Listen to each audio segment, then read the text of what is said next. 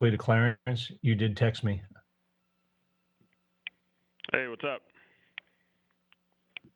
Hey, Kellen, how you doing? Good. How are you guys? Fantastic.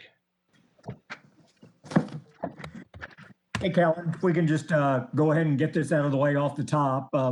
What is your level of interest in the Boise State opening, and have you engaged in any conversations with school officials yet? Yeah, obviously, Boise's a unique one for me, special to me. I love that place.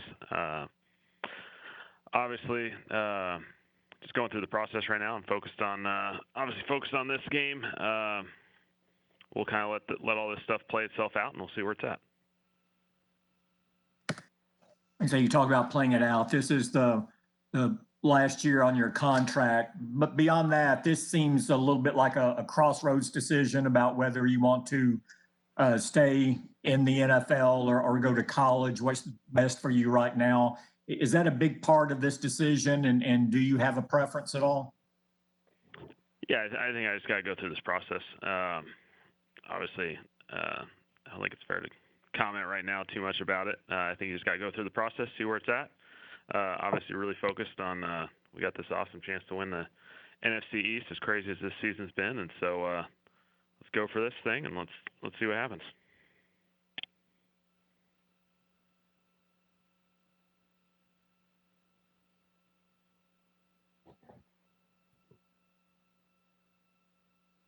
Hello, Clarence, you there?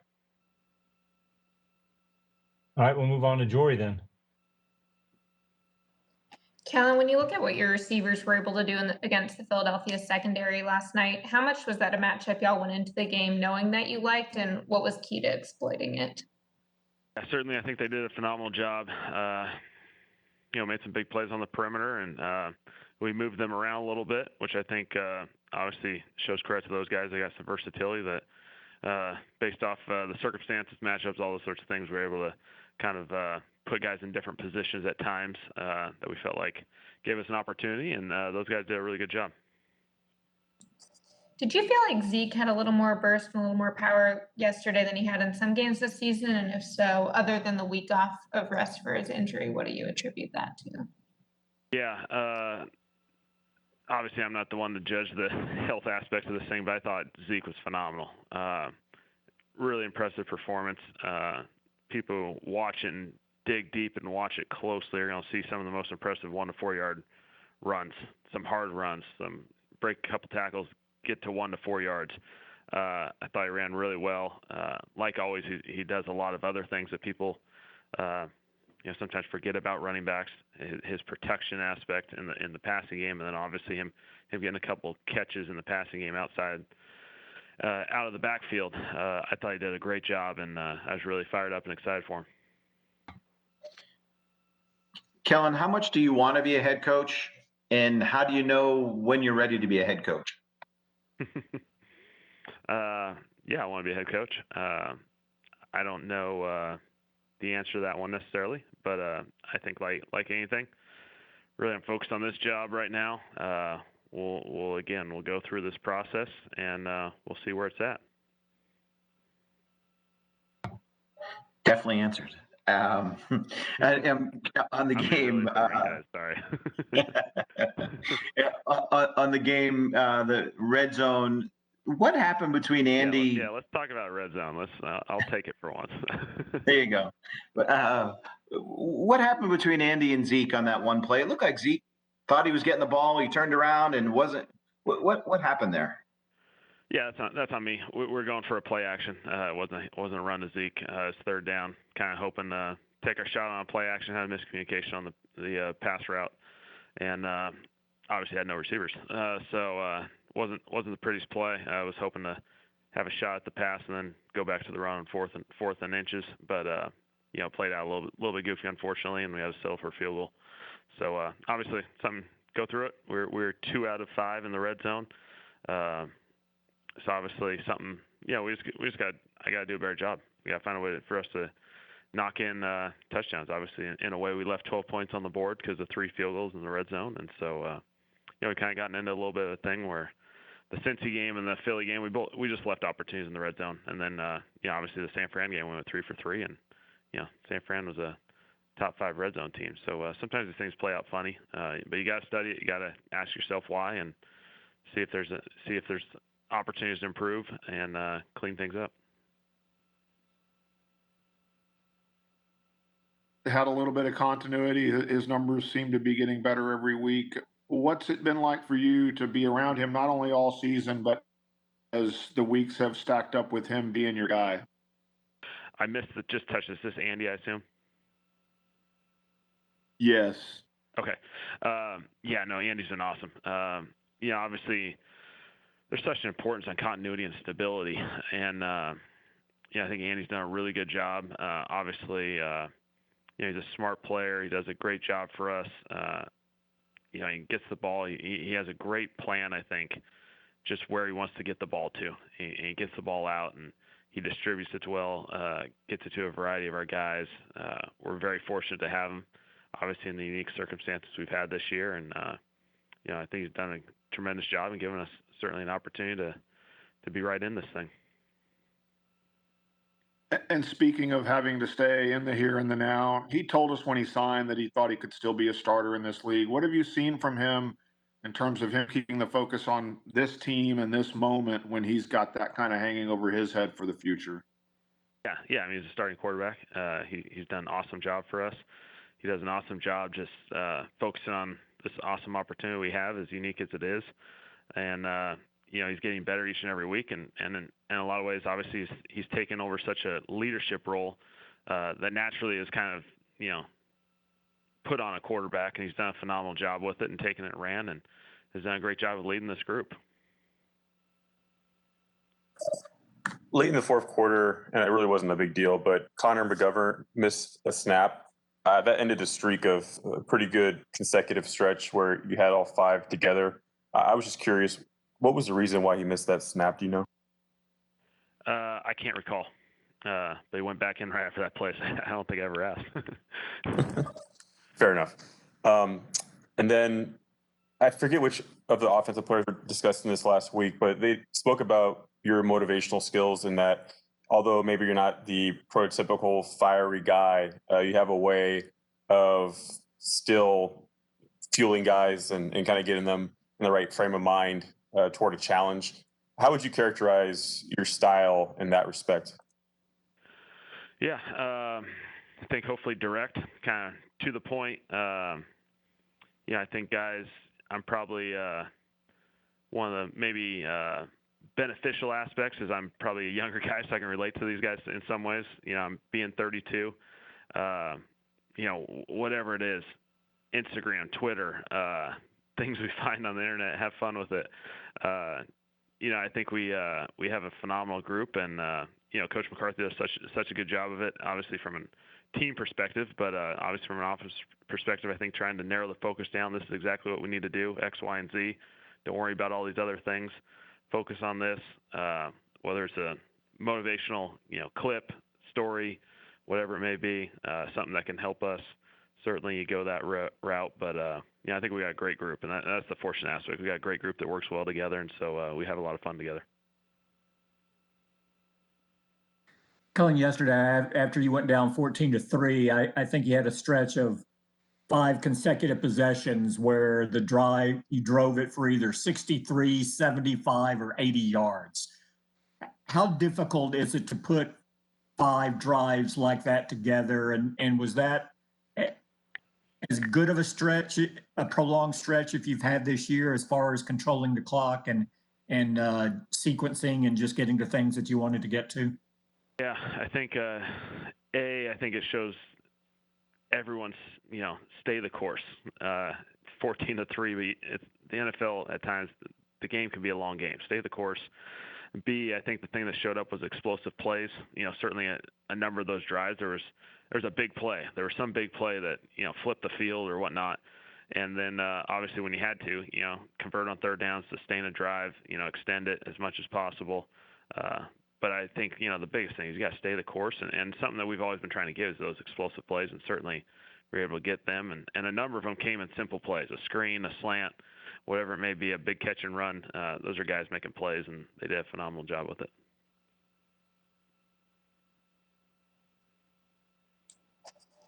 Kellen, I'm sure your coaching style has been molded by every coach you've played and worked for, but it's hard not to hear some Jason Garrett in your answers about the Boise State process.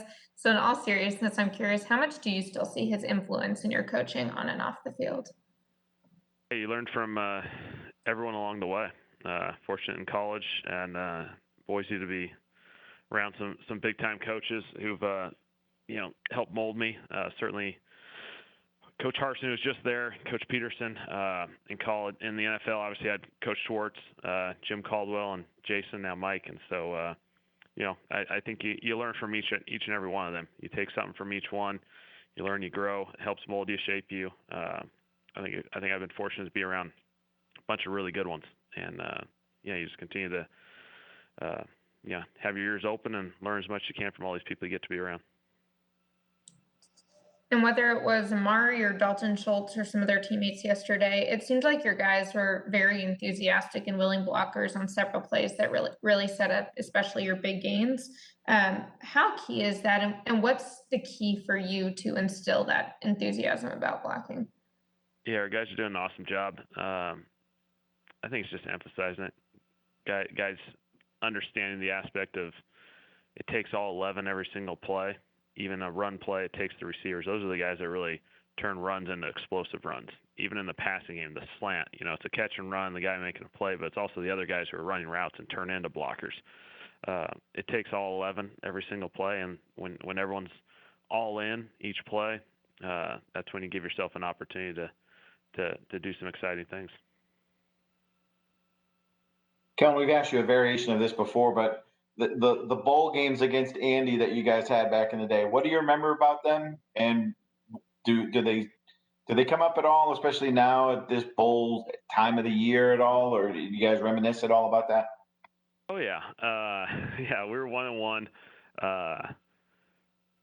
We were 1-1 against TCU. Ultimately, I was 1-2. So Andy was already gone. I lost to him again, unfortunately. But we split. They were always tough games. TCU defenses were always so good, which annoy me, but they were always good. But it's a funny story just because I played Andy's sophomore and junior year. I played him in a bowl game, and then his senior year he played in the Rose Bowl against Scott Tolzien, who's obviously coaching here as well. And so we got a nice little connection within the quarterback room of a bunch of people kind of associated in a way. And TCU was always a battle. They were good. Andy obviously did a phenomenal job there, and it's fun to talk about. It's crazy though that it's it's over 10 years ago. It's basically 10 years ago now, 10 plus years ago. So things go by fast. Yeah, man, you're getting old. You better slow down. I know. I'm already 32. What the heck? What are you most proud of with what the offense has been able to accomplish this year, between losing Dak and all the changes you've had up front, and still being able to make some plays after a stretch there where it was a little bit of a struggle? Yeah, I think everyone's just still being all in the whole time. Obviously, there's a lot of moving parts, but guys sticking together, working together. Sometimes you got to play a game in maybe a different fashion than you'd like. But I think everyone kind of came in with the right approach. Whatever the game plan is each and every week, whatever we feel like gives us the best opportunity, let's be all in, let's go for it. And our guys have done a great job with that, working together. And I think we found something, obviously, the last few weeks, really, once the continuity started developing, that certainly gave us a little bit of an ability to start building on some stuff. And I think we're in a good place right now. Back to Zeke, Kellen. It's been kind of a tough year for him. The numbers haven't been great, obviously dealing with the calf for all these weeks. What have you seen from him and just sort of pushing through and persevering in what hasn't been an easy year for him? Yeah, I think the greatest thing is he's the same guy each and every day. And he's one of the best teammates you'll ever meet. There's no one more fired up when Tony Pollard breaks a run to clinch the game against San Francisco. It's going to be Zeke. He's the most fired up. And what he does for this team as far as a leadership role, just being the guy he is, coming in each and every day, grinding through some challenging circumstances this year. There was some ugly stuff that he was having to try and run the ball into. Teams were, putting a lot of people at the line of scrimmage at times based off our circumstances, and he doesn't complain. He keeps grinding away, and I think we're seeing a Zeke right now that's coming through the other side of this thing, and we're really excited about where he's going.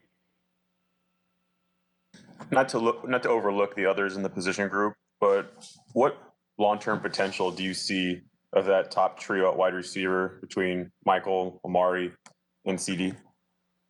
Yeah, I think they're still molding and growing, getting better each and every day. But you're not going to find a better group of three right there.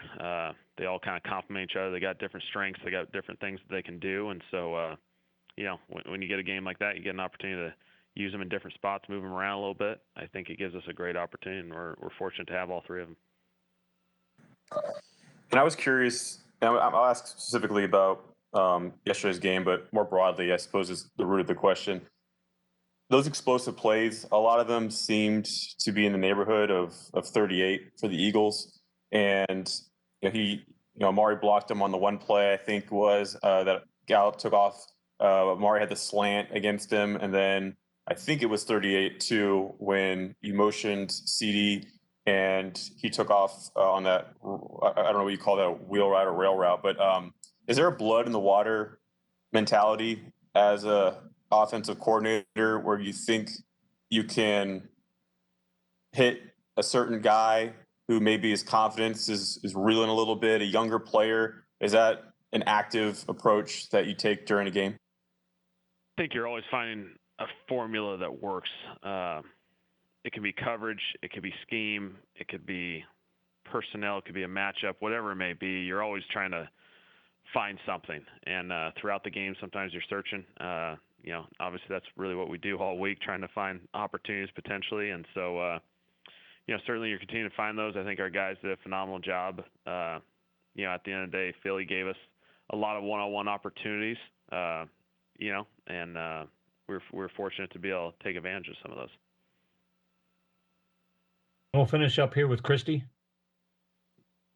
Kellen, before my question, I just want to go back to something Michael Gelkin asked earlier.